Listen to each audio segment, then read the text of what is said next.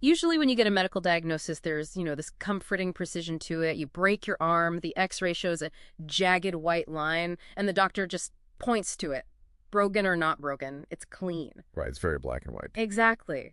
But when you step into the ethics of global conflict, well, that x-ray machine just completely shatters. So today we're taking a stack of intense March 2026 humanitarian reports and historical theological texts.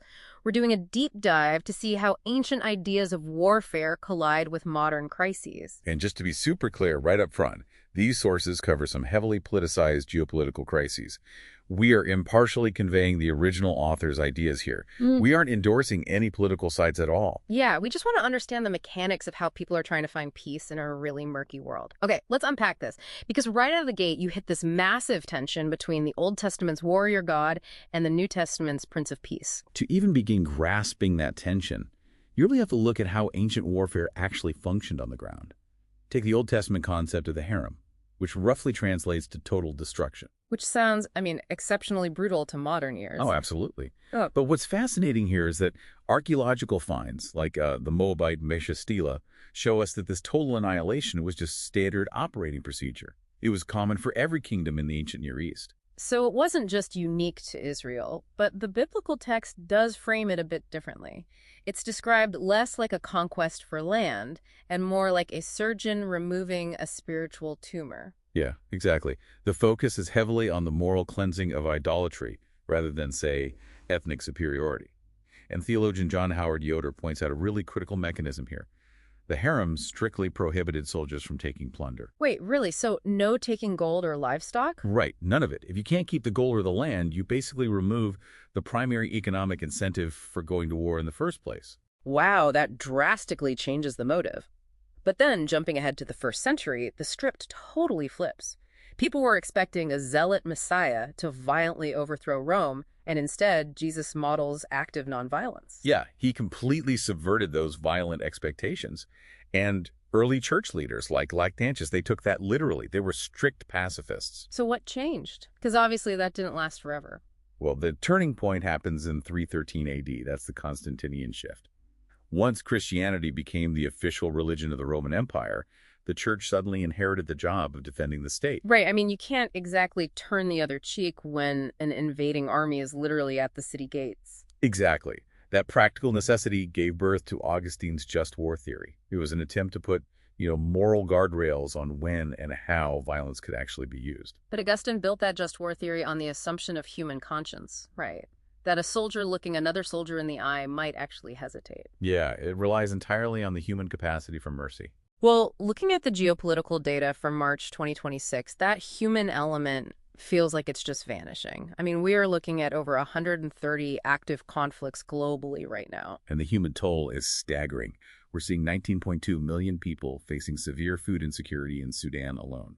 Oh, wow. That's just devastating. It is. Plus, there's over 500,000 military casualties in Ukraine. And in Gaza, you have places like the Holy Family Parish having to shelter hundreds of civilians while artillery strikes level the surrounding infrastructure. Here's where it gets really interesting, though, because I struggle with how Augustine's framework holds up here. Pope Leo IV recently warned about the rise of AI in combat. He called it a third world war fought piecemeal. Yeah, because we're delegating these life and death decisions to autonomous machines now. Right. And if that happens, doesn't Augustine's entire premise of mercy just completely collapse? If war becomes entirely automated by AI, does society lose that human capacity? That is genuinely the defining crisis of modern military ethics. If an algorithm makes the strike call based on a probability matrix, the legal and moral principle of humanism in war just evaporates. Because the machine doesn't feel mercy, it just executes code. Exactly. If we connect this to the bigger picture, the question becomes how modern theologians actually reconcile these ancient texts to inspire people on the ground today. Because modern warfare is just so removed and devastating.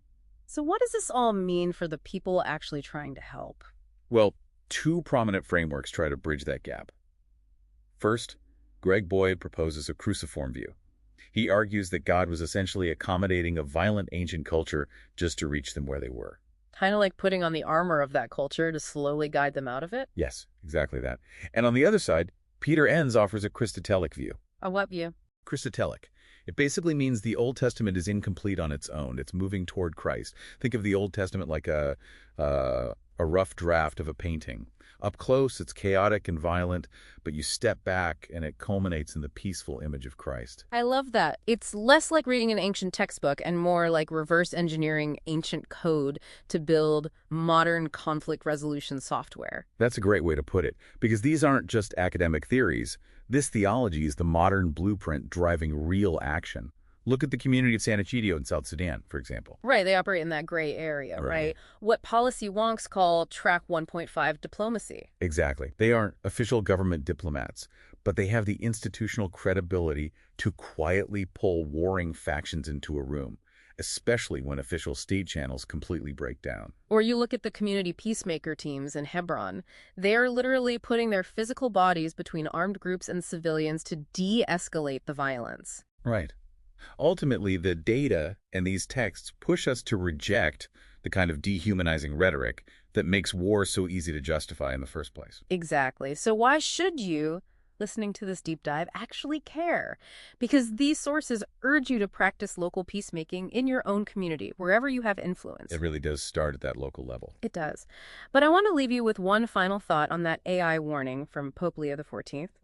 We started by talking about how an X-ray gives us a clean, binary picture, but human conflict is endlessly messy. It's the furthest thing from binary. Right. So, if artificial intelligence eventually removes human soldiers entirely from future front lines, making those life-and-death decisions binary and cold, and think about this, how do you practice the biblical command to love your enemy when your enemy is just an algorithm?